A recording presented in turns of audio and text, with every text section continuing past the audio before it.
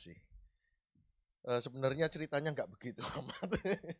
Jadi saya besok ada berkat gitu karena dipilih dari perusahaan yang tempat saya kerja. Saya sehari-hari masih kerja di pabrik karpet tenun dan dari 700 UMKM kepilih 2, satu di tempat saya, satunya Lombok untuk ikut pameran di New York. Jadi akhir bulan saya berangkat. Ya besok doakan gitu. Kemarin sempat kabari dana nggak cukup nih Pak, sebetulnya nggak bisa gitu sampai harus bikin surat walaupun udah diancam dari KJRI, tapi saya bilang Tuhan, saya doanya cuma sekali aja, Tuhan tolong ya sekali, Tuhan jangan PHP. Saya percaya Tuhan nggak PHP gitu ya. Sekali Tuhan buka jalan pasti sampai selesai gitu. Jadi ceritanya karena besok panggilan visa, terus saya memberanikan diri minta jatah. Maksudnya minta ke sini gitu ya, kalau enggak teman dekat ya gitu. Jadi bukan diimpor gitu, minta jatah. Oke, sebelum saya mulai saya minta syaratnya cuma satu. Jangan panggil Pak, jangan panggil pendeta gitu ya. Iya, jangan Om juga. Belum pernah dapet tantenya.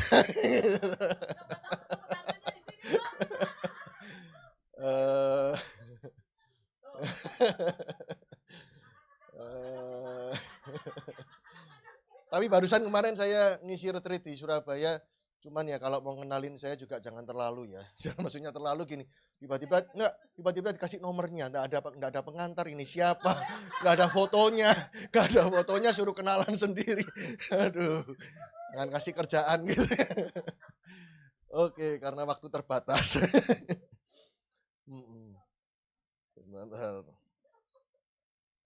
Ya, karena temanya rebuild ya. Jadi kalau Inggrisnya masih Inggris deso gitu ya. Jadi ya saya kasih judulnya membangun dari dalam keluar. Oke. Nah, ayatnya dari 3 Yohanes pasal 1 ayat 2, saudaraku yang kekasih, aku berdoa semoga engkau baik-baik dan sehat-sehat saja dalam segala sesuatu, sama seperti jiwamu baik-baik saja. Nah, saya langsung kasih pertanyaan mukjizat itu karena banyak gereja bicaranya soal mukjizat. Nah, padahal saya percaya mukjizat. Nah, mukjizat tubuh itu pasti cepat dan bagi Tuhan mudah. Cuman pertanyaannya tulisan Paulus sebegitu banyak di Alkitab itu bicara soal bagaimana kita beresi karakter. Bagaimana beresin dan kadangkala kita bersyukur untuk mukjizat kesembuhan tubuh, tapi lupa untuk bersyukur untuk pertobatan gitu. Nah, kemudian juga kalau mukjizat itu kan berarti sakit dulu, gitu. Kalau sembuh berarti kan sakit dulu. Nah, kita itu kan defaultnya dan kalau dipikir-pikir, tidak ada murid Yesus yang dapat mukjizat, tidak ada. Mertua Petrus iya, tapi kalau Petrusnya nggak ada. Petrus, Yohanes, Yakobus didoakan dari sakit apa nggak ada. Jatahnya murid Yesus itu sehat. Gitu. Kita bisa nggak sakit? Bisa, tapi jadi gini, kalau kita terima paket yang bukan jatahnya kita, bukan namanya kita, bukan alamatnya kita, kan kita tolak. Itu bukan paketku. Jadi kalau kita dapat kiriman sakit penyakit, nggak usah nunggu didoakan pastor, kita tolak. Gitu. Makin lama membandel penyakitnya, ya makin kita harusnya marah. Nah, problemnya di Jawa itu kadang ada ya walaupun Jakarta Jawa juga ya, tapi kalau bilang kadang kalau saya mau ke Solo gitu, mau ke Jawa gitu, padahalnya Jakarta di Pulau Jawa juga. Nah, gini, kalau musim pancaroba, musim perubahan musim, terus ada ngomong gini, wajar yang flu karena lagi perubahan musim. Loh, itu normalnya itu nggak ada normal di Alkitab, nggak ada. Kita yang menormalkan itu, artinya kan kita manggil penyakit. Nggak apa-apa, ayo sakit, nggak apa-apa, mumpung bulan ini bulan promosi gitu kan, enggak gitu juga. Gitu. Jadi salah keyakinan kita. Atau ada yang berkata, aku tuh kalau kehujanan dikit kepalaku kena air aku langsung pusing. Nah, keyakinan kita itu yang salah, enggak ada di Alkitab kayak gitu. Gitu. Ya, jadi kita mesti mengevaluasi keyakinan kita itu asalnya dari mana. Lalu yang kedua, kita terdiri dari tubuh, jiwa, roh. Nah, pertanyaannya kan sekarang kalau roh ya kita percaya gitu ya, ketika kita bertobat roh kita diselamatkan. Ya, dalam tubuh juga diubah ya, dalam proses diubah dalam kemuliaan saat Kristus datang kedua kali. Tapi prosesnya sekarang ini adalah kita berubah menjadi serupa Kristus.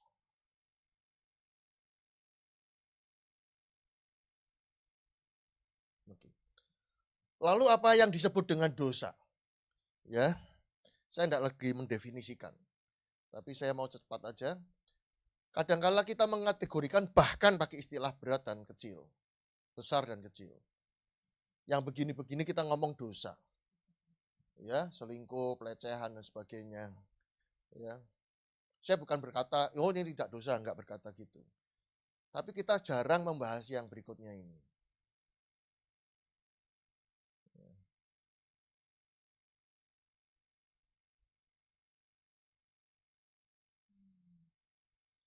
Berapa kali kalau ditanya baik-baik saja, enggak apa-apa sih sebenarnya.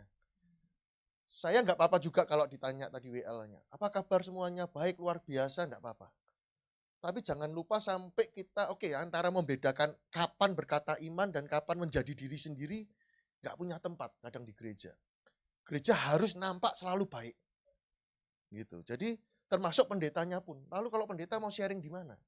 Kalau selalu dianggap bahwa selalu baik-baik saja. Lalu ada yang di kantor, misalkan ABS, asal Bapak senang, ya asal bos senang. Ya, oh sorry, goyang berarti. Nah, ke single, siapa? Pak Bro, atau kakak Pak Bro. Oke, jadi berapa hal ya, misalkan ada juga yang minder dan sebagainya. Saya tidak berkata gini loh, bukan dosa tapi terus kita biarkan gitu. Maksudnya kapan penyelesaiannya? Enggak optimal kan hidup ini gitu. Hal-hal yang kita anggap oh enggak apa-apa itu proses. Iya proses sih proses gitu. Tapi kan terus gimana cara penanganannya? Oke. Nah, kemudian sebentar, butuh kepean kalau sekarang. Sebentar, oke.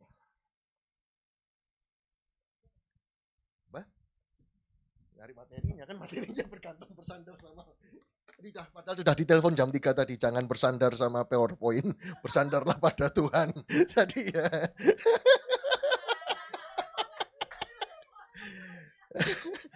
Ya berarti diingatkan lagi.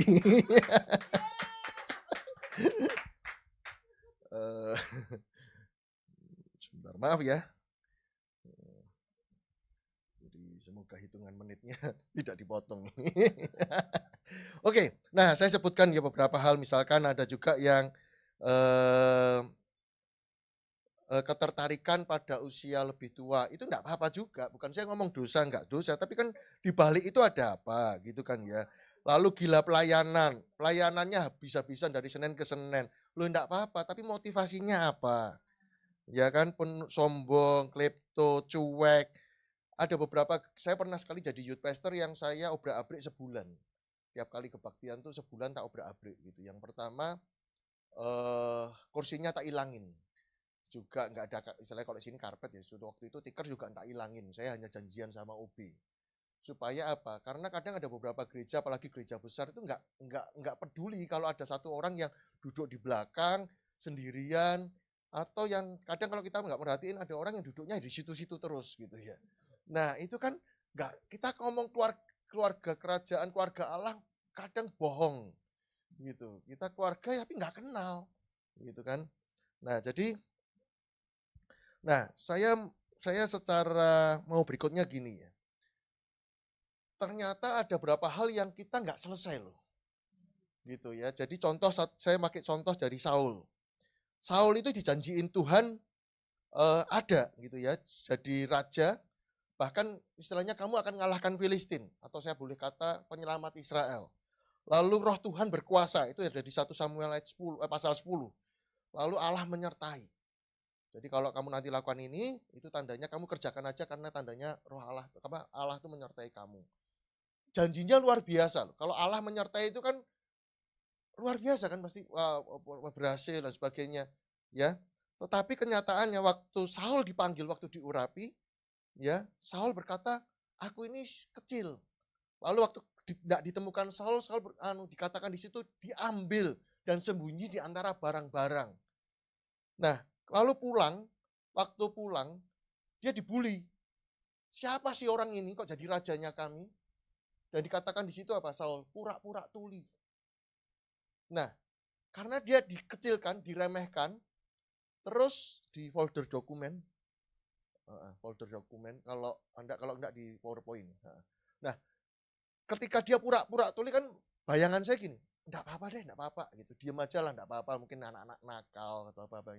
Atau ini memang orang-orang nakal, biasalah yang waras yang ngalah gitu ya. Atau apapun kita pakai penghiburan pribadi ya. Nah, kita menghibur diri. Tapi kenyataannya itu mempengaruhi apa yang kemudian diputuskan Saul. Saul memutuskan ketika perang malah justru terkutuklah kalau ada yang makan. Nggak boleh makan, kan justru malah lemes. Ya, yang kedua, sampai bahkan ketika Tuhan tolak, Samuel dibilang gini, udah deh aku tahu aku salah, tapi selamatin dulu mukaku. Artinya ada kompensasi ketika dulu waktu dia diangkat jadi raja dan dibully, ternyata itu melukai dia. Ternyata butuh pengakuan. Nah, itu sampai kebawa kepada, ya udah Tuhan tolak, tapi di hadapan manusia jangan kamu tolak aku. Nah, kalau ketika kita luka, kita ini kita bawa terus, kita anggap terus sibuk dan sibuk. Kita nggak ngerti gitu loh, bahwa ada hal yang belum dibereskan dalam hidup kita. Itu perenungan saya yang pertama soal Saul. Yang kedua soal Yakub. Yakub itu ditolong Tuhan.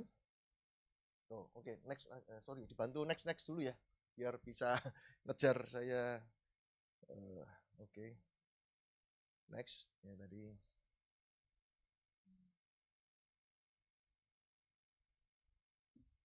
Ya, oke, next. Maaf ya, mata saya sudah komplit soalnya, jadi plus minus silinder. Oke, next. Oke ya. Nah, jadi oke, next. Nah, Yakub itu mengalami pertemu malaikat. Lalu Tuhan lindungi Yakub dari Laban. Ya, mengalami perjumpaan Tuhan lewat mimpi. Jadi kalau supranatural, kalau sekarang bilang ngeroh, Yakub enggak kekurangan pengalaman itu. Dia cerita punya, aku kemarin ketemu malaikat. Aku tadi malam dapat mimpi. Dia ngeroh. Saya setuju tadi, untungnya siapa namanya? Siapa yang kesaksian? Eski. Untungnya tadi yang pertama membangun keintiman dengan Tuhan, yang kedua bicara soal saat teduh. Karena kadang kalau orang yang ngeroh doang tanpa firman, lah Yakub sama loh. Yakub ngalami ngeroh, ngalami supranatural tapi nggak mengubah karakter loh. Nggak mengubah karakter apapun. Ya. Minta belas kasih masih takut. Terus masih tertekan. Nggak ada damai sejahtera. Bahkan licik mengatur strategi. Ya, saya lupa urutannya, tapi setidaknya ada istrinya dulu, anaknya dulu, budaknya dulu. Sampai dia di belakang, kan curang kalau ada apa-apa yang dibunuh yang di depan. Kurang ajar kan ini.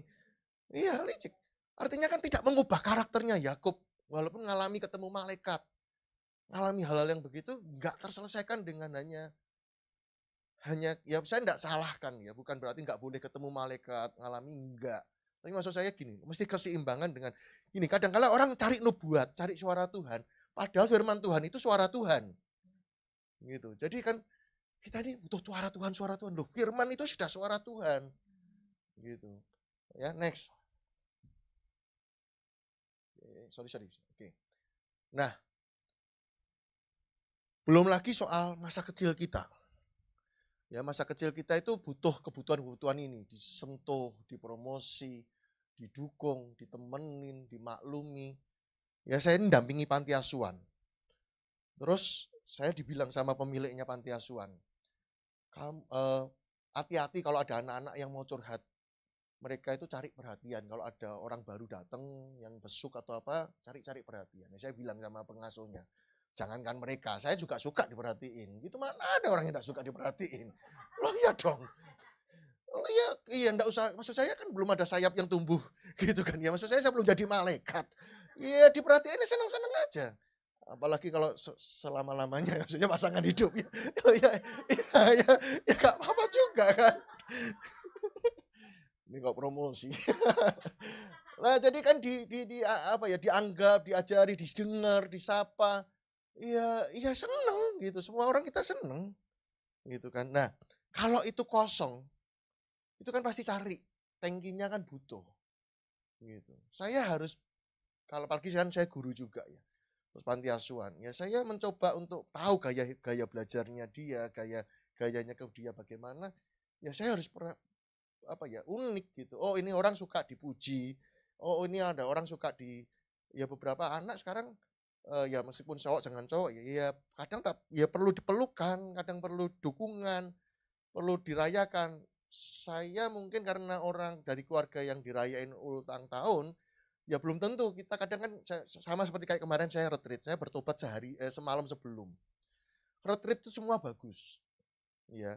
Tapi kita kan kadang bikin rundown segala macam. Saya bilang, saya lupa kalau di formulir pendaftaran saya tanya, masih ada enggak pertanyaan tentang kehidupan? Mereka ngisi. Nah, kita kan panitia report ya besok kamarnya cowok cewek, jam berapa, rundown, siapa yang ngisi, kita serapat terus. Tapi saya lupa, saya ngomong, mereka datang juga punya masalah. Kita datang, kita bikin retreat dengan anggapan, ini yang saya mau dan yang saya tahu baik. Mungkin kita pakai dasar juga, ini disuruh Tuhan. Tapi pertanyaannya mereka juga datang dengan kebutuhan. Kapan mereka didengar peserta ini? Gitu kan. Jadi sama juga ketika kita melayani. Saya malah sebetulnya enggak terlalu suka khotbah gitu. Saya lebih suka mentoring. Kenapa? Karena kapan saya dengerin yang saya layani? Gitu kan ya.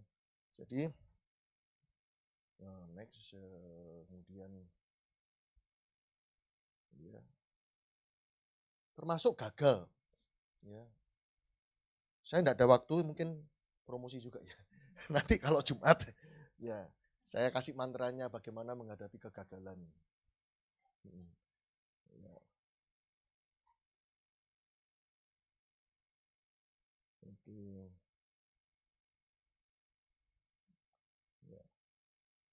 Oke, nah kejadian 2 ya itu menurut saya bukan soal dosa. Pengertian dosanya memang melenceng dari sasaran dan sebagainya. Saya tidak sedang membahas teologinya. Semua buah boleh kamu makan, tetapi atau kecuali. Nah, itu bicara soal batasan. Nah, hidup kita overthinking, hidup kita, ini saya mulai bahas soal karakter satu persatu ya. Jadi hidup kita itu seringkali bermasalah gara-gara kita melanggar batas. Ya, kalau bahasa sekarang kan kesehatan mental. Nah, saya lagi bicara soal itu. Nah, Tuhan kasih ajar kita itu pertama kali ke Adam, itu pelajarannya adalah punya batasan.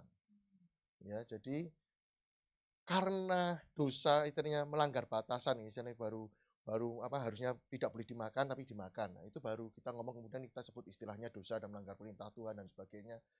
Ya, pendeta lain bisa menerjemahkannya. Tetapi kalau buat saya istilahnya tetapkan batasan.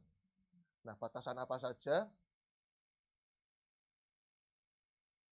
Atau mungkin dibantu aja ya, next. Oke. Nah, ada batasan Bapak Ibu minta tolong ya dibayangkan ya. 1, 2, 3, 4. Nah, batasan yang paling kita bisa kendalikan, istilahnya paling yang kita bisa kendalikan ya diri sendiri. Ya. Yang kedua, baru istilahnya dipengaruhi. Ya. Artinya gini, kalau saya kendalikan diri saya sendiri. Tapi yang saya bisa pengaruhi keluarga saya. Kalau saya karyawan ya punya anak buah, atau mungkin kalau guru ya punya murid, atau kalau tetangga masih mau diomongin ya enggak apa-apa, atau pastor atau jemaat atau apa, kita ada dipengaruhi. Tapi yang di sini nih enggak ada kaitan. Enggak ada yang bisa dipengaruhi. Artis mau kawin cerai, mau berapa kali enggak usah direpotin. Hidup kita terbatas. Waktu terbatas. Ya, enggak usah Maya, Luna Maya, Bunda Maya, ya enggak usah dipikir. Ya kan Maya sama Mulan enggak usah ikut-ikut gitu ya. Enggak usah ikut-ikut gitu. Jadi jadi kalau memang mau sampai ke sana, mau bicara soal gini, jadi soal negara ya. Yang kita bisa lakukan apa? Berdoa. Tapi kalau mau sampai punya kendali atau punya pengaruh, ya jadi menyalonkan diri. Jadi pemimpin. ya memperbesar pengaruhnya dengan cara itu. Gitu ya. Jadi kalau pengen punya pengaruh eh, jadi pemimpin ya punya anak buah gitu ya, kerja. Jadi besarkan pengaruhmu dengan cara apa yang kamu lakukan. Gitu ya. Jadi kendali yang paling kuat adalah diri sendiri. Nah, apa yang termasuk dalam diri sendiri? Jadi berikutnya tadi yang tidak bisa dipengaruhi juga takdir, bencana alam, rambut keriting. Ya, kita nggak semua jawaban, gitu ya. Nggak semua pertanyaan itu bisa ada jawabannya, gitu ya. Oke. Nah, jadi lalu apa yang kita bisa pengaruhi juga, gitu ya. Apa yang kamu posting, ya yang kamu kendalikan itu ya apa yang kamu baca, apa yang kamu beli, dan termasuk apa? Siapa teman yang kita pilih di sekitar kita. Gitu ya. Lalu kalau cuman concern ya kita mungkin bolehlah concern ekonomi, lagi tenaga kerja. Tapi pertanyaannya kepada gini kemudian, apa yang aku harus lakukan untuk menghadapi itu?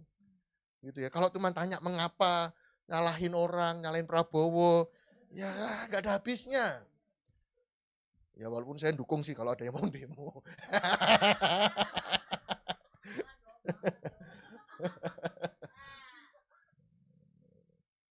Sorry. Oke. Nah, jadi itu tadi ya. Jadi apa yang kita bisa, kalau yang dah di luar Bang ya kadang kita syukuri, ada yang kita abaikan, ya kadang yang kita doakan gitu kan ya. Nah, kemudian gini, kita harus menyadari kita ini hidup penumpang atau driver. Hidup kita ini kita yang setirin atau kita penumpang, atau dengan bahasa lain gini. Kita ini pemain atau korban. Kalau kita masih berkata gara-gara Prabowo aku sekarang susah kerja. Itu gara-gara Tuhan aku lahir di keluarga kayak gini, kita tuh marah terus.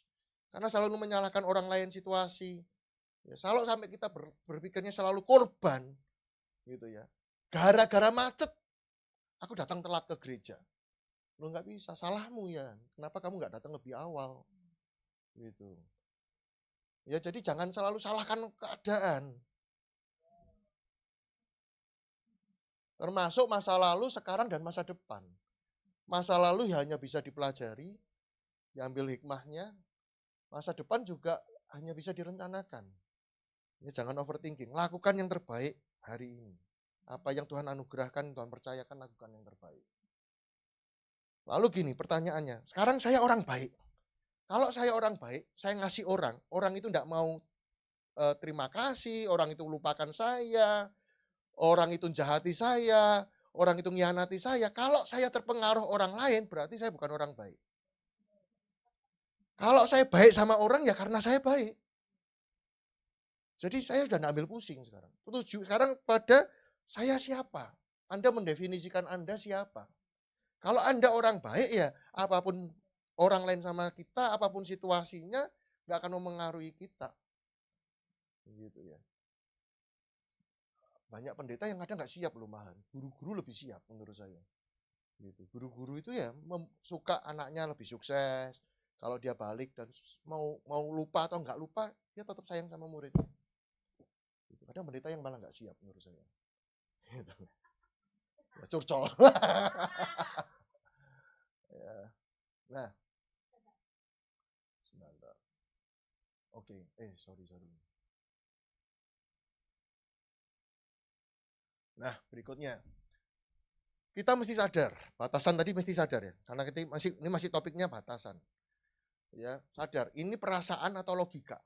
Jadi kalau Anda marah, Anda bereaksi, ya sama pertama-tama untuk diri kita sendiri. Anda ini yang sedang jengkel segala macam ini, gabut, gak jelas atau galau, itu perasaan atau logikanya. Gitu. Anda sedang berpikir atau Anda sedang merasa. Gitu. Lalu untuk mood atau komitmen. Gitu ya. Jadi ketika kita bicara soal ke gereja, lalu bicara soal apa aja lah, pekerjaan dan segala macam. Nah, saya satu kali ikut itu filosofi teras, bedah buku gitu, lalu penulisnya ditanya, gimana caranya supaya saya bisa mood? Terus dia ngomong sesuatu, jawabannya buat saya menarik. Menariknya adalah, kalau orang dewasa nggak ada mood. Nggak ada suami cuti. Nggak ada tentara cuti. Nggak ada. Gara-gara nggak mood. Nggak ada. Mau nembak, aduh gak mood. Gak bisa. Suami juga sama. Lagi gak mood, gak kerja. Gak bisa. Kenapa? Satu-satu adalah tanggung jawab. Komitmenmu sebagai suami bagaimana? Jadi bukan soal mood. Ini soal komitmen. Nah, lalu juga soal judol, pinjol.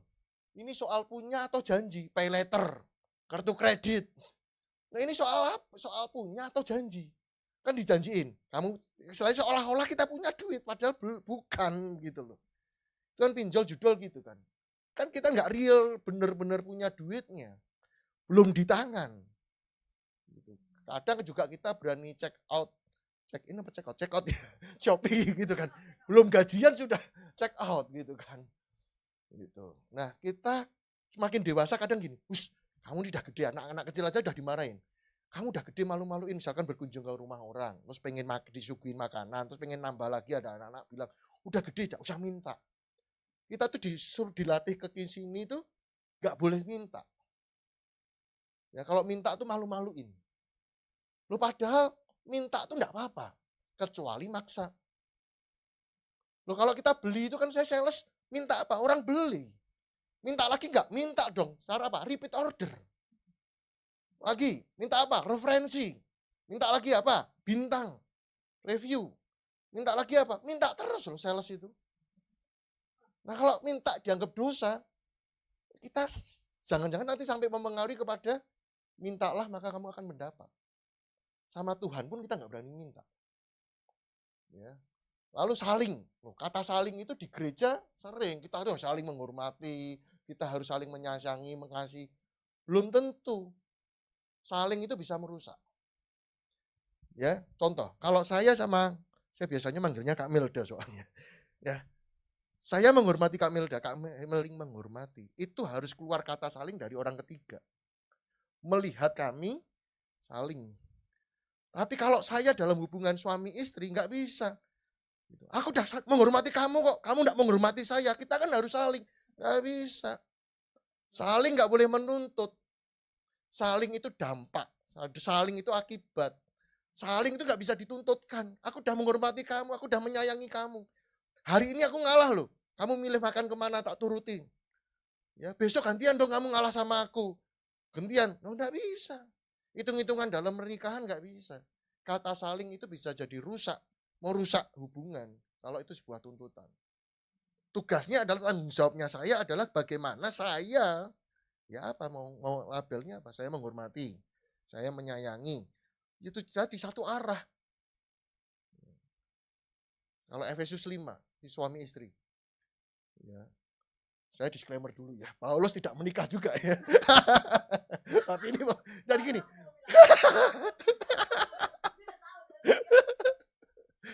Kayak gini, cinta itu searah. Kalau cinta dua arah namanya itu keadilan. Karena kita sedang nuntut, kamu tidak adil sama saya. Cinta itu nggak searah, nggak butuh persetujuan yang dicintai. Waktu kita ngejar kan kita juga siap ditolak. Tuhan mati buat kita nggak minta persetujuan loh. Tuhan nggak minta persetujuan loh. Aku mati buat kamu asal kamu nyembah aku, enggak loh. Tuhan nggak minta izin. Cinta itu searah. Makanya suami mengasihi istri seperti Kristus pada jemaat. Oh ayatnya lagi. Wanita tidak bersalah, iya. Ada kita ayatnya di situ. Lo bener kan? Kita itu suami itu Tuhan, kita jemaat mempelai wanita. Kita yang bersalah dibenarkan kan? Berarti kita tidak jadi salah kan? Makanya posisi kita apa? Perempuan kan? Perempuan nggak bisa salah. Jadi kalau perempuan minta maaf, ya jawabannya seperti Yesus. Sebelum kamu berbuat salah, aku sudah mengampuni kamu.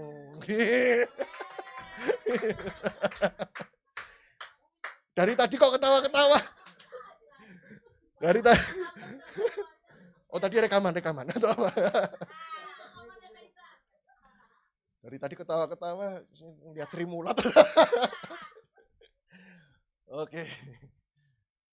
Lanjut lagi. Nah, ada Albert Einstein. Ya, sorry. Lo bisa juga. Saya pernah nurunin hamba Tuhan. Pernah. Albert Einstein ya, bukan Albert saya. Anda melewati batas garis kewarasan jika Anda memaksa orang lain berubah. Batasan kita yang bisa kita lakukan apa? Kasih data, fakta, dan teladan. Bisa kasih data. Misalkan saya menghadap ke sana, gambarnya bagus. Yuk, kamu kesini yo. Sana tuh gambarnya bagus. Saya kasih datanya, saya kasih faktanya, kasih teladan. Nggak bisa maksa. Ya. Buat saya setuju sih. Tuhan juga nggak pernah maksa kok. Tuhan kasih teladan, Tuhan kasih. Ya, jadi berikutnya saya sudah masuk akan ke hal-hal yang kita bisa lakukan karena waktu terbatas. It's okay not to be okay. Jadi nggak butuh pertolongan itu nggak aib. Please help me itu nggak aib. Terus kadangkala kita itu di sidang setelah jatuh dalam dosa. Tapi dosa itu tidak jatuh tiba-tiba. Nah kalau orang lagi ngomong ya, saya lagi nafsu ini gitu. Atau saya lagi tertarik sama istri orang gitu. Itu kan belum jatuh. Saya lagi mau masuk jatuh jurang, saya tolong. Ya yang nolong jangan, kamu ini loh, udah pendeta kok. Aku lagi minta tolong gak jatuh loh. Aku niatku hidup kudus loh. Jadi kalau lagi belum lagi ada muncul jahat, yang salah kan gini, kita tidak bisa melarang burung terbang di atas kita.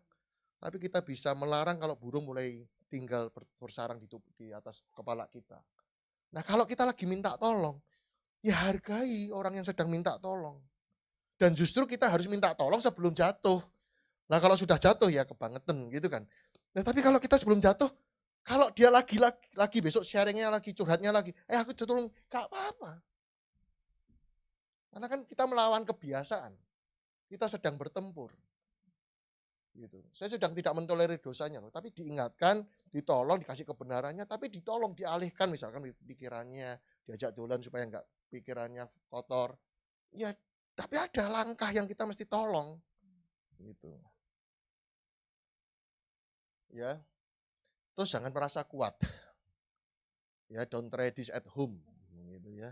Jangan lakukan, maksudnya gini, jangan merasa kuat apalagi cowok. Ya.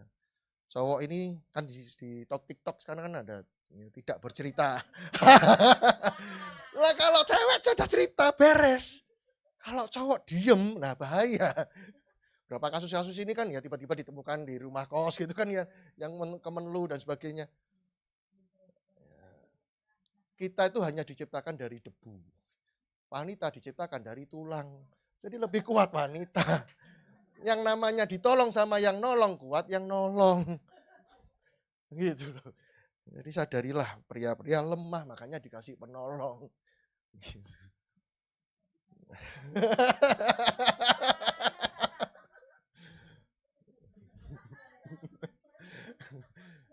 Tuhan tuh kasih kita tuh istilah ini loh, kota perlindungan. Kadang kita melihat-lihat dibaca di perjanjian lama, terus gunanya relevannya sekarang apa? Gereja harusnya menjadi tempat rumah ya rumah beneran. Ya. Kesedihan terbesar orang itu bukan enggak punya duit. Tapi kalau enggak bisa berkata pulang. Itu sedih loh. Ya. Orang enggak bisa mudik aja sedih apalagi enggak bisa berkata pulang. Pulang enggak bicara soal rumah bangunan tapi home, bukan house tapi home. Suasana rumah. Dan menurut saya generasi sekarang ini juga bukan karena enggak suka, enggak cari Tuhan. Mereka haus, tapi enggak dapat, enggak dipuaskan dari gereja. Yang kedua, enggak dapat rumah di gereja. Tidak semua rumah Tuhan adalah rumah. Gitu. Kalau kita bisa berkata pulang, kenapa kita bisa pulang? Karena di rumah hanya kita di rumah yang tidak pakai topeng. Generasi sekarang yang berikutnya lagi enggak ke gereja kenapa? Karena pendetanya enggak otentik. Kenapa anak pendeta bermasalah? Karena sama. Bapak ibunya di mimbar dan di rumah enggak sama. Nah, hanya di rumah kita bisa mengakui dan disembuhkan. Cuman ada beberapa prinsip pria sejati yang saya enggak suka. Keterbukaan bukan awal pemulihan. Keterbukaan awal ketahuan. Itu keterbukaan bukan awal pemulihan. Ya, keterbukaan awal ketahuan. Jadi kalau kita terbuka terus dihakimi, ya tambah hancur, tambah nggak pulih. Diterima doang, ada beberapa pendeta kan ya, pokoknya diterima. Loh enggak, kita ini gereja punya tanggung jawab membawa jemaat menjadi serupa Kristus. Diterima dan dikasih tahu kebenarannya. Terus kemudian apa? Ditemani. Nah, buat saya 3 itu. Mengakui, ya. Kenapa nggak harus mengaku? Kita kan pakai ayat Yakobus 5, doa orang benar besar kuasanya. Tapi sebelum itu apa? Kalau kamu sakit, ngaku dosa, sakit, disembuhkan, dapat doa orang benar itu, ada mengaku dosanya, mengaku. Terus kamu disembuhkan. Kamu berubah karena apa? Ada pengakuan. Kita bukan aliran kebatinan. Ya. Loh, enggak gini. Kadang kan kita doa, Tuhan banyak retret, saya itu udah doa, retret kan berkali-kali ya. Didoakan tumpang tangan sudah jatuh depan, jatuh belakang, gitu sudah pernah gitu ya. Dan saya bukan tipe orang yang bertobat langsung, bahasa Jawa paling enak sih, cacet-canyet gitu ya. Tiba-tiba berubah gitu ya. Itu enggak gitu, saya bebal juga. Gitu loh. Jadi kalau kita, tapi kan beda gini, Tuhan aku mau berubah ya, kayak tadi ya, saat teduh, enggak bolong-bolong lagi Tuhan, 1 hari 1 pasal gitu. Kalau enggak 1 pasal gimana Tuhan nanya gitu.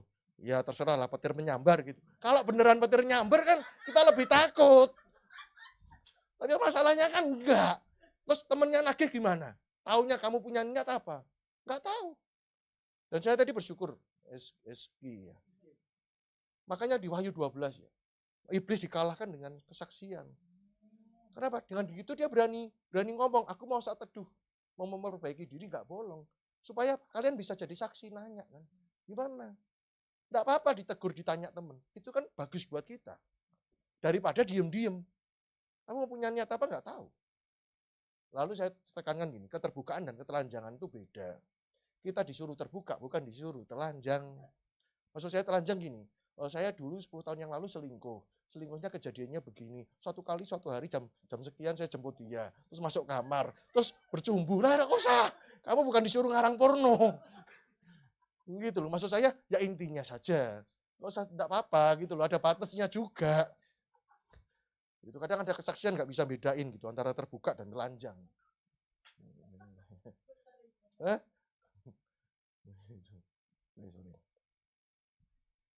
Ya tadi sudah saya singgung ya. Nah, saya ini hanya meneguhkan bahwa firman Tuhan itu bukan kuno. Ya, bukan enggak relevan. Apa sih? Gitu ya. Yuk kita belajar dari sisi yang lain. Soal BAB itu ada loh ayatnya. Gitu ya. Ulangan 23. Tuhan tuh ngomong sama bangsa Israel, kamu nanti kalau keluar bawa sekop. Kamu kalau nanti mau buang air, gali, buang air, tuh timbun lagi, tutup lagi. Itu BAB ada. Pelajaran apa? Kesehatan. Pelajaran lingkungan hidup. Minta tolong dibantuin. Kelihatannya enggak next. Oke. Nah, kemudian tangan kirinya ada di bawah kepalaku. Tangan kanannya memeluk aku. Itu gendong bayi ada ayatnya. Ya. ASI. Ya, apabila anak itu cerai susu, kalau sudah disapih, sudah cerai susu, Samuel itu baru diserahkan ke Bait Allah. Musa, waktu ketemu putri Firaun, kakaknya lari, tak cari ini inang susu enggak? Baru kemudian setelah siapa inang susunya? Mamanya. Setelah lepas cerai susu baru diserahkan putri Firaun. Itu bicara soal ASI eksklusif. Sekarang ayat ini, karena aku berkata kepadamu, sesungguhnya selama belum lenyap langit dan bumi, 1 iota, 1 titik pun tidak ditiadakan. Apa pentingnya titik? Kamu mau minta berapa titik? Tak kasih. Tapi sekarang digenapi. Tulis saja gmail.com, facebook.com. Kalau nggak ada titik, nggak ketemu, nggak bisa kirim. 1 titik jadi berarti loh. Nah, sorry. Siapa di sini yang hafal penciptaan? Hari keempat Tuhan nyiptain apa? Ada yang hafal? Hari keempat Tuhan ciptain apa? Saya dulu juga ngurutin dulu, 1 apa, 2 apa, 3 apa, 4. Suatu kali saya belajar dari Pak Stephen Tong. Ya. Ternyata 1 dan 4 itu pasangan, 2 dan 5 pasangan, 3 dan 6 pasangan. 1 apa? Petang dan pagi. Hari keempat apa? Kasih bendanya. Saya ibaratnya 1, 2, 3 itu kanvas, akuarium atau apa. Kasih wadahnya dulu baru diisi. Hari kedua langit, kemudian dipisahkan, cakrawala dipisahkan ada air. Kasih apa? Binatang laut dan burung. Hari ketiga dipisahkan jadi ada yang kering, namanya daratan. Baru daratan dikasih ternak, binatang melata, binatang liar, dan manusia.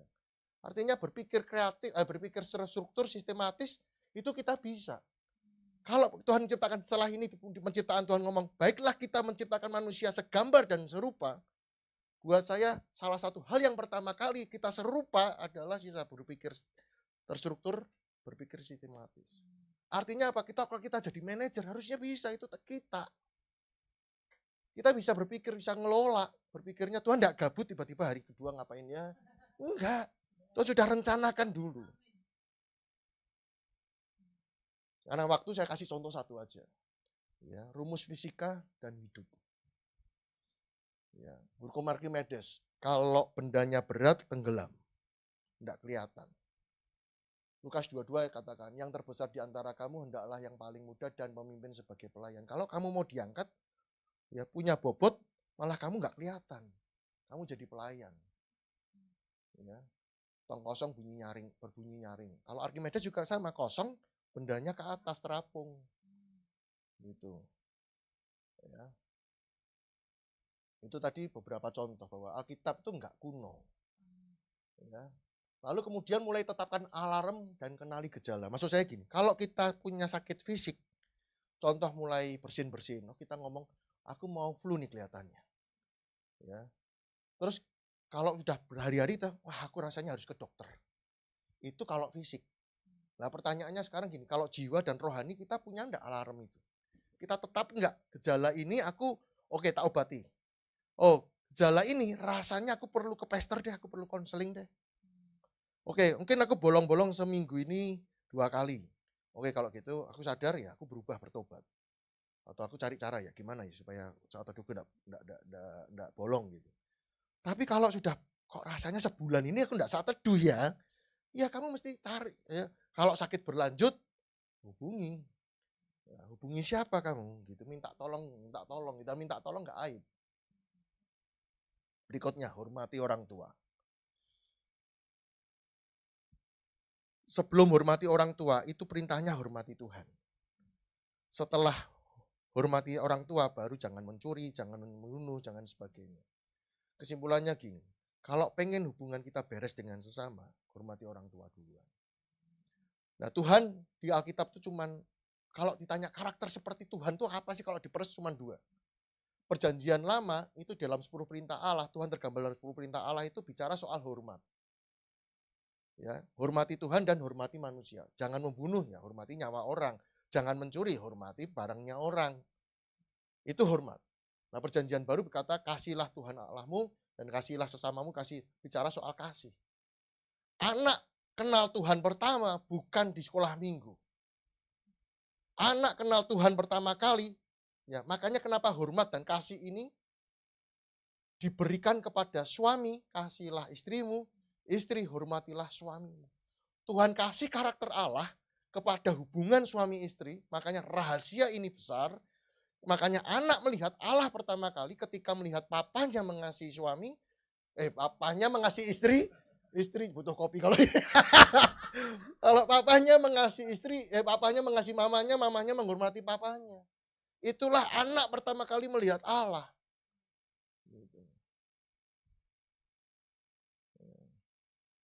Nah, berikutnya kesimpulan langsung. Orang baper nggak logis.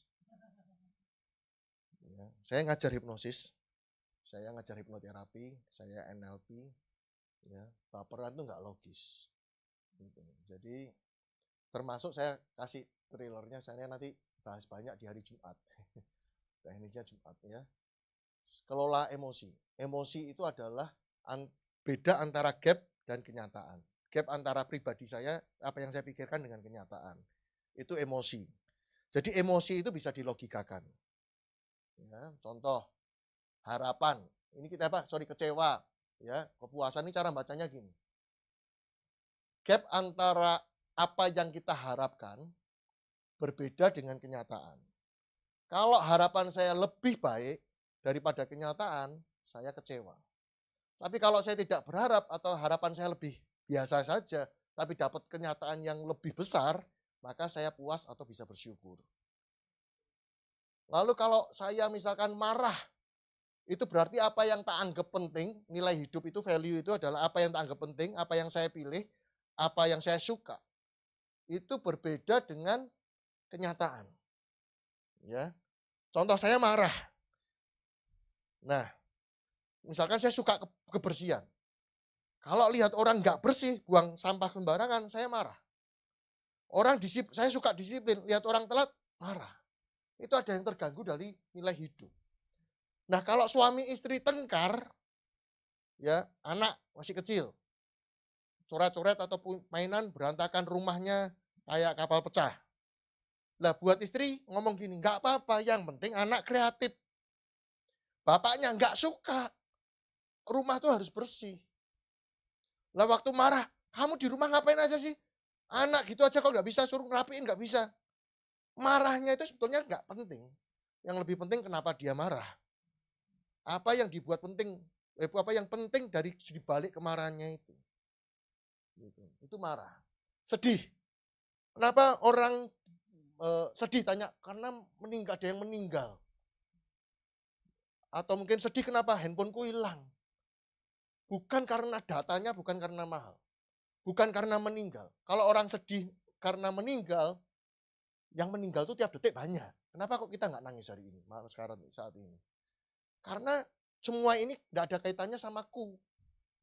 Kalau yang meninggal bapakku, ibuku, tanteku, anakku, pasanganku. Kalau yang hilang bukan handphoneku, handphonenya orang ya tetap kita biasa saja. Ya, kita turut berempati gitu. Dan saya kedua, saya nggak apa ini. Hah? Saya nggak suka ada orang ngomong gini. Buat saya nggak logis. Saya sayang kamu, tapi Tuhan lebih sayang kamu dan Tuhan panggil kamu. Nggak logis. Karena gini, sedih itu karena anggap punyaku, diambil paksa. Tiba-tiba nggak ada lagi. Lah buat saya benturan, Tuhan maha kasih, Tuhan maha sayang, Tuhan egois dong. Loh Tuhan sayang sama siang mana? Tuhan kalau sayang tapi kok ngambil, kok ngerampok. Kan nggak masuk akal. Tuhan jahat dan baik itu nggak sinkron. Satu sisi kita ngomong Tuhan baik, tapi kok Tuhan caranya Tuhan sayang dengan ngambil. Itu nggak masuk akal. Nah kalau kita persepsinya gini, semua yang Tuhan percayakan kepada kita, baik orang atau berorang adalah kita ini kan kita sering dengar khotbah ya, kamu bukan pemilik, kita pengelola. Tapi lupa kata kerjanya. Kamu cuma dititipi dan mengembalikan. Jadi kalau kita ngomong ada yang meninggal, bukan karena Tuhan ambil, tapi memang waktunya kembalikan. Memang bukan punyanya dari awal, cuman dititipi. Jadi kalau suatu kali kita hanya tinggal urutan, siapa cepat siapa ya kan, antrian kan. Nah, kita dari awal, makanya Tuhan ngomong sama kekristenan itu bicara soal memberi, berserah. Kalau saya sudah berikan kepada Kak Melda ini barang, apa yang bisa diambil lagi dari saya? Tidak ada. Dan lebih baik saya memberi daripada diambil paksa. Kalau makanya kita mumpung belum diambil Tuhan, sudah berikan kepada Tuhan. Kita hanya merasa Tuhan ini semua suamiku, aku bersyukur dapat suami seperti ini. Terima kasih sudah diberikan titipan seperti ini. Ya kita lebih baik serahkan sama Tuhan. Tuhan nggak ada yang melekat. Lo ya berikan, karena sama seperti gini ya. Fantasi kita, imajinasi kita itu tidak bisa membedakan antara fantasi dan kenyataan. Gitu. Kalau saudara tutup mata, saudara bayangkan, maksudnya kalau saudara panas-panas masuk rumah, buka kulkas, ada yang keseger-ger, air liur saudara itu berubah, tambah banyak. Nah contoh juga sama, ketika kita menyerahkan kepemilikan kita sama Tuhan, saya pernah melakukan soalnya. Itu saudara bisa nangis, bisa melepas kayak berat, tapi nggak ada keterikatan lagi. Gitu. Karena saudara serahkan, ini Ini Tuhan titipkan. Oleh sebab itu cara berpikirnya gini, kalau sama seperti kita takut dan gentar, kalau kita dititipi anaknya Jokowi, kan pasti gentar, wong ini presiden berikutnya. Besok sore ngajar dari Jakarta, ngajar online, slide. Kenapa tadi ngotot laptop? Karena saya punya beban ini. Saya ngajari PowerPoint, slide desain tampak indah, kalau kemudian berantakan PowerPoint kan saya malu. Jadi lalu saya coach gitu ya. Nah, saya bicara soal mendeteksi kebohongan gini loh. Saya hanya mau berkata gini. Sekarang tuh ilmunya ada, bukan ilmu klinik loh. Gitu. Dulu kalau kita memaksa anak ngaku kan, ayo kamu ngaku, kalau nggak ngaku nggak kasih makan. Atau dimentak atau gimana. Untuk mengetahui kebohongan orang sekarang bisa dari bola mata, bisa dari nafas gestur, bisa dari kalimat. Gitu ya. Misalnya kalau di pemaknaan lain, nyesel saya tahu belakangan gitu. Dulu kalau belajar bahasa Indonesia, ngapain sih belajar bahasa Indonesia aja dah. Nah, kita lahir di Indonesia bisa bahasa Indonesia, ngapain belajar bahasa Indonesia. Nggak tahu kalau ternyata bahasa Indonesia bisa jadi cuan gitu kan. Mendeteksi kebohongan dari kalimat, subjek predikat gitu. Nah, artinya gini, kalau kita bisa percaya Tuhan bisa pakai supranatural dan dokter untuk bisa nyembuhin kita, bisa membuat kita lebih baik, kenapa kita nggak mau belajar dengan yang lain? Belajar gitu. Untuk belajar sesuatu, mengembangkan diri yang siapa tahu ilmu itu berguna untuk kita. Gitu ya. Contoh, soal pertanyaan aja. Kalau anak terlambat, kenapa kamu terlambat? Itu otak kita hanya membuat cari alasan terlambat lagi. Padahal yang kita, misalnya gini, kita tidak tahu apa yang kita mau. Kalau kita maunya kan orang nggak terlambat. Makanya tanya sama anak gini, bagaimana caranya mulai besok kamu tepat waktu? Jangan tanya mengapa, tanyanya bagaimana. Salah pertanyaan, salah hasil. Ya, kemudian jangan kepo. Ya, kadang tuh kita cuma kepo aja, tanya aja. Ya, kurangi mulut ya. Di gereja itu banyak keponya. Biar didoakan, pokok doa ngomong kosong gitu ya. Kadang-kadang nggak bener-bener, cuma pengen tahu aja. Kemarin ada anak pendeta di Solo, umurnya 26. Gitu. Terus ada pendeta-pendeta lain mulai WA saya, kamu kenal enggak sama Pak ini? Anaknya, kamu tahu anaknya meninggal? Udah, aku bilang, saya enggak tahu kenapa anaknya meninggal. Gitu. Jadi nggak usah kepo. Saya juga ngomong jujur, kalau pengen kepo, saya juga pengen kepo. Saya bilang gitu. Jadi kadang hanya pengen kepo doang gitu loh. Nemenin juga enggak, ngelayat juga enggak gitu ya. Ngapain gitu kan. Terakhir ini. Apa kabar? Gitu. Tadi saya singgung ya. Misalnya kalau di apa istilahnya Komsel apa sih? Komsel. Komsel gitu boleh lah kalau tanya apa kabar ya. Ya enggak apa-apa kan ya. Ngaku boleh toh. Lagi enggak baik-baik saja gitu ya. Gitu. Jadi enggak apa-apa. Lalu kadang kita nanya ya, apa pendapatmu, bagaimana menurutmu. Terus kalau tanya, apa kabar? Oh baik-baik saja. Coba sekarang supaya nggak berhenti. Kalau dijawab gini, baik-baik saja. Mau nanya apa? Coba tekniknya sekarang saya kasih tahu. Baik-baik saja. Oke, dari 0 sampai 10, berapa baikmu? Gitu. Oke, 7. Lalu ketiganya kenapa? Kan masih ada pertanyaan. Lanjutan. Gitu kan. Lalu, yang kita jarang tanyakan adalah, apa perasaanmu? Entah termasuk pasangan, entah termasuk anak. Kalau anak nangis jatuh, kadang kita langsung, ubinnya salah, ubinnya salah. Aduh, kita cari kambing hitam. Gitu aja kok sakit. Dia yang jatuh kok kita yang ngomong. Gitu aja kok sakit. Dia yang ngerasain sakit kok. Gitu ya. Coba ditanya anak, perasaanmu gimana? Dia sendiri harus bisa mendefinisikan supaya kalau besok dewasa pun nggak uring-uringan. Dia tahu perasaannya apa. Kadang kita dewasa pun juga nggak tahu loh yang kita sedang, nggak enaknya apa sih perasaannya. Kita nggak berani jujur sama diri sendiri dan Tuhan. Mau ngomong jujur sama Tuhan. Ya jujurnya gimana? Kita nggak bisa mendefinisikan ini namanya apa sih perasaan ini. Telah lama sendirian, sampai lupa rasa punya kekasih. Cukup sekian dan terima kasih. Gitu. Terima kasih. Terima kasih.